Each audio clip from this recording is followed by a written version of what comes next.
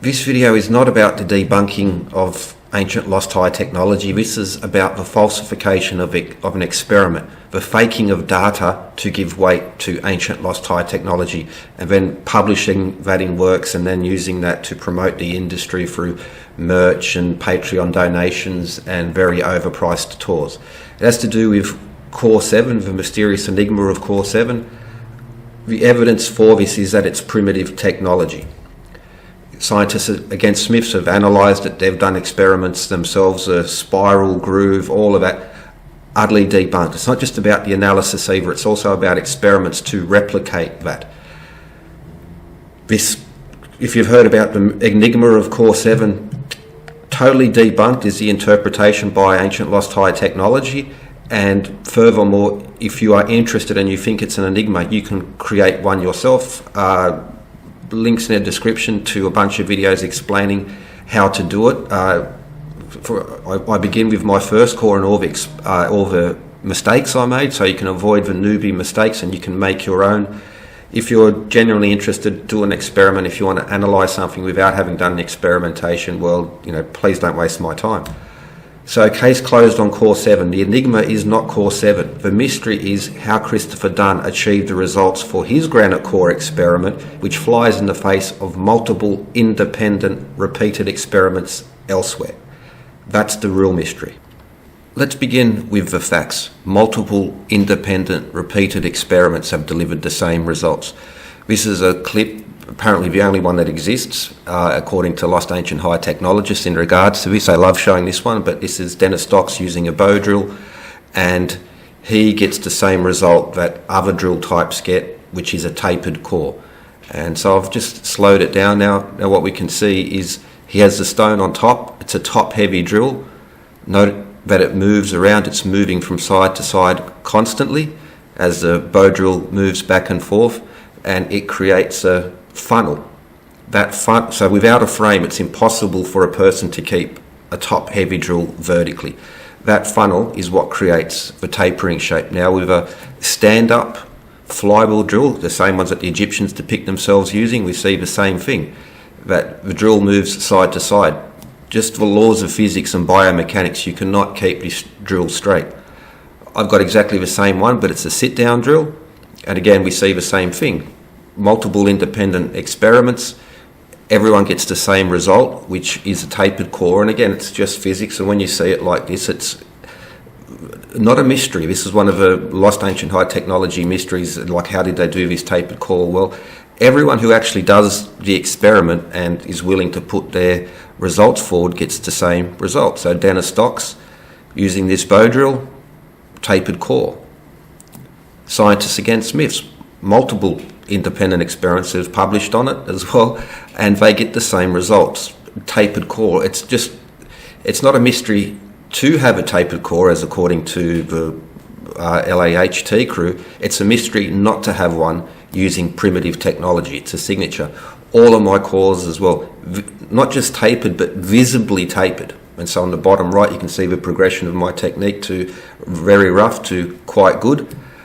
And so it's very simple. Whether it's a bow drill, top heavy, or whether it's a flywheel Egyptian type drill, the drill wobbles, and as it wobbles down, that is reflected in the tapering of the core and the core walls. This is simply a fact, because it can be repeated. It's not just limited. You don't have to drill one in granite. You don't have, you can choose any material. You don't even have to drill in the material. You just have to use this tool, and you'll see that the wobble is there. This is a fact. Tapering is just inevitable from top heavy drills. There is a second major reason for tapering, and that has to do with the drill guide. So for instance, this groove here is quite wide, and it allows the tube to slip and move side to side. So what happens is it moves side to side at a large gap in between the wall and the core, moves side to side, and that creates a taper as well. This is another unavoidable feature of reason for tapering. And if you look at the Dennis Stocks experiment, he began by chiseling out a guide and then ran his bow drill on the inside. So even if he could keep his bow drill absolutely vertical, it would still be slipping in that guide and thus creating a taper. Again, just inevitable laws of physics. We can see his final result, and again compare that to the mysterious tapering of core 7. Again, all of this has been just done to death now. The argument of core 7 being some sort of mysterious advanced lost high technology evidence is just dead in the water at this point. This is not about what's being proven, this is about fakery. And we'll have a look at another example in regards to tapering and drill cores, and those are, I'll show you now, the ones which I created. So one of my very first drill cores, I didn't create the wooden guide that I used was quite loose at the beginning, and as you can see on the left, a very heavy taper.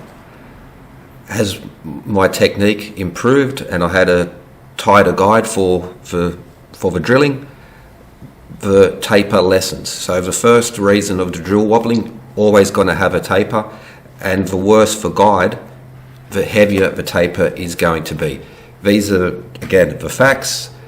Any experiment can prove this, and you don't really even have to repeat the experiment drilling in granite. You could do it in any material, again, just with the tool itself. You just see the weight behaves and slips and slides. So here we've established the facts, and now let's examine what Christopher Dunn claims to have done and show this to be an obvious fakery. False data, did not conduct the experiment as claimed. Now we look at Christopher Dunn's own website from his Giza power plant book. Even there he's posted the chapter on the core drilling. He describes his experiment, shows a picture of the assembly. Note that he uses a diamond hole saw.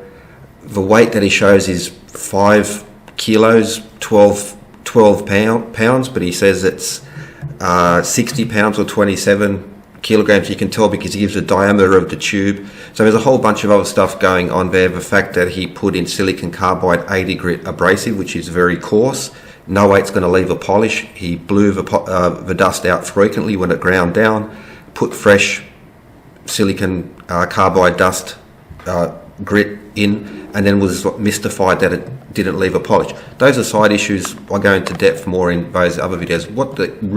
It stinks of failure. It's the worst. So if you're going to try and copy a copper tube, you don't drill for a few millimeters with a copper tube and then replace it to a diamond hole saw and then say, oh, this is my experiment, look what I've proven. It's just terrible. But what's important about it is he gives a description. So I was left with no option but to drill a piece of granite myself. Oh, so he did it himself. Okay, well, after chiseling a shallow groove around the marked circle using a carbide tipped drill point, I began to rotate the drill assembly clockwise and counterclockwise. I consciously wobbled it more than I needed to. His words, his images, and his data. So there we see the alleged final result by hand drilling. Also his failure to remove it with copper, that's another issue, but that's been dealt with in earlier videos. Links to all those in description. So he chiseled a guide for the tube and he consciously wobbled the drill, and with that drill he went clockwise and counterclockwise. He doesn't say how much. So did he go 30 degrees, 90 degrees? Did he do a full rotation and then come back? He doesn't say, but we can deal with that. Here's the data that he gives. So for instance, we see the core, the diameter at the top, diameter at the bottom, the depth of the core, and also the copper tube. So it's a fraction under 2 mil was the thickness of the wall thickness of his copper tube. So I'll just put it in mils, so 67.3 mil deep, 49.14 mil wide at the top, and at the bottom 50.19. That's an imperceptible difference of 1.05 millimeters between the top and the bottom, which would give it a taper of 0.43 degrees taper. Again, imperceptible to the eye. Unlike every other experiment where you don't even need to make, it's clearly visible that they're tapered. So this is what he's saying. So chiseling a shallow groove around the marked circle with a carbide tipped drill point. Now, unless he is a master carver to get that circle so nice that the less than 2 millimeter wall thickness of a copper tube could fit in there, and that he could do it so well. Let's assume that he developed these master skills anyway. But then we look at the picture, and well, there's this. You can see there at the top corners that it's been knocked out, and on one side is more pronounced than, so the side I've indicated with the arrow is much more pronounced than the other one. Then there's the issue of the black mark around the core and the inside of the core walls itself, which is curious, but let's go on. So, with this method, even if it was possible to keep the drill perfectly vertical, he would have had to have created a perfect hole which doesn't match the image for that tube to fit into. But as experiments have shown, and again, once you realise if that tube is even slightly larger, it's going to move side to side, and it's going to create visible taper. All the experiments who have actually been conducted get this result. Christopher Dunn was somehow able to overcome these problems that everyone else who presents experiments gets. This is a red flag, screaming red flag. Okay, so then it was with this drill assembly, we got a 0.4 degree taper. I then began to rotate the drill assembly, and I've just inserted here a top-heavy drill with an off-centre handle. As we can see, and he even says he got an old machine handle to do it. And then he rotated it clockwise and counterclockwise. Now, that's also an important feature about that is that as you're rotating and then you stop and then you pull back, that creates a force, a wobble on there. So it accentuates the wobble. If you're going around in a circle consistently, it's going to be better. But if he's going clockwise and counterclockwise every time you brake and then accelerate to come back, it creates a wobble in this top-heavy drill. This is another screaming red flag. But then also he says, I consciously wobbled it more than I needed to. This is a smoking gun. Not even a smoking gun. He's carrying the smoking gun and his pants are on fire at this point. He did not do what he said that he's done. If he was to do that with a top-heavy, hand-operated drill, this is simply impossible to replicate. This is fake data, this is fraudulent data, and so, for instance, if you look at his analysis of a symmetrical statue, you could say, well, he's just really bad analysis, like really, really bad. But I think this is clearly faked data. This is not bad analysis, this is a deliberate lie. Again, a deliberate, planned lie put into print, sold for money, and then used as a talking point on very overpriced tours and other books and all the Patreon and all of that goes with it related to this. Liar, liar, pants on fire, you're holding a smoking gun, Chris. If you're going to tell a lie, make sure it's a good lie. Try and be vague. Don't ever put in data and graphs and millimeter perfection. This is not the way to tell a lie. And so not only is it a lie, it's a very, very bad, very, very bad lie as well. Cringe-worthy. And I don't know whether it speaks about his stupidity or about the contempt that he holds his audience and those who he speaks to in. I think a little bit of both, because that tends to be the way, terrible, just remarkably bad, stupid, and this you faked this, and there is no way around it. You don't have to drill a granite core to do this. You can just replicate the drill assembly and just try and get it, just see if you can keep it at less than 0.4 degrees from vertical. Theoretically, it just might be possible that a taper of 0.4 degrees could be done, replicating that drill. If I was to hold it and ever so slightly, very slowly, very carefully move it, I could maybe keep it there. If I practiced and achieved Zen Buddhist level ninja of coordination and skill and patience.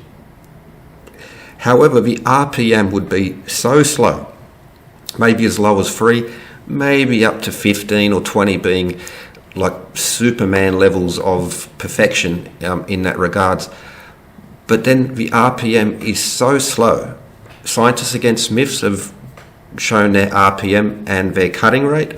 I've shown my RPM and talked about my cutting rate in the videos. Anyone can replicate their experiments, my experiments, multiple independent experiments.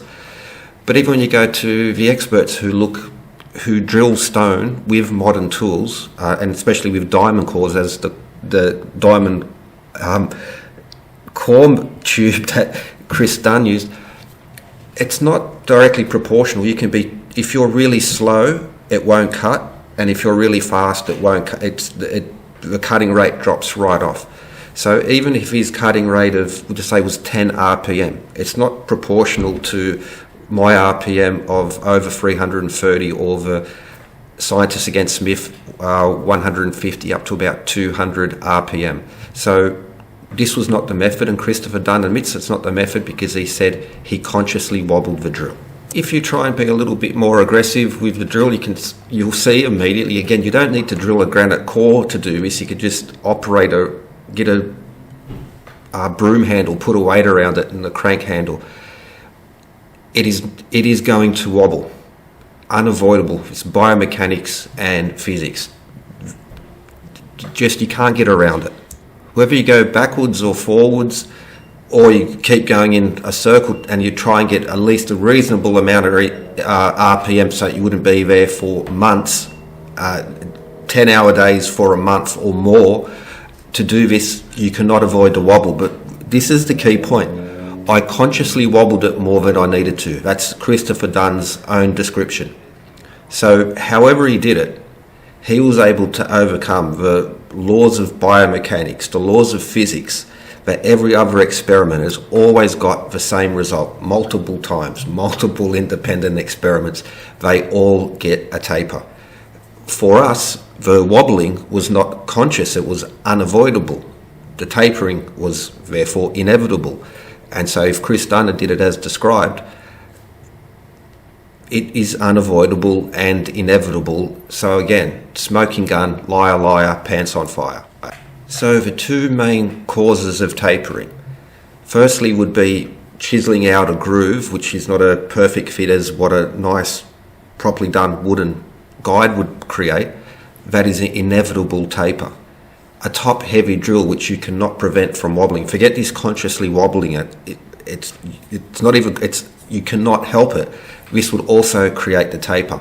Both of these would have to fall within what Christopher Dunn described his own experiment as being conducted by. Now, of course, maybe he went really slow and incremental little movements, and even that would be difficult, but it would take a ridiculous amount of time. He would have been on television for his devotion to this experiment. The apparent mysteries of Core 7 have been solved, replicated, explained. That's all gone. That's dead in the water now. Though a mystery does remain, and that mystery is how Christopher Dunn was able to achieve the results he claims to have achieved by the method he claimed to have achieved. Essentially, he created a cylindrical core. The taper is so narrow as to be imperceptible.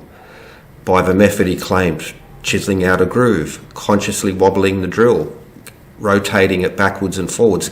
Going in a circle would be a much better way. Going backwards and forwards, clockwise, counterclockwise, would only add to the wobble.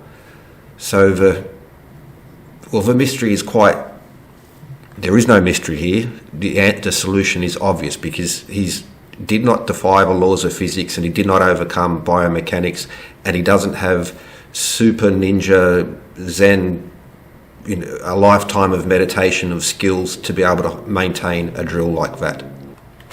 The solution is simple. He did not use the hand drill the way he claimed, or use it at all. What he did was use some sort of coring machine or a drill press, because only they will achieve those types of results to have essentially zero taper on there. He faked his experiment, he published it, he sold the book for money, and this same book and this evidence of his is being used to fleece people of money through merch, Patreon, tours, and all this other stuff. Liar, liar, pants on fire, you faked it.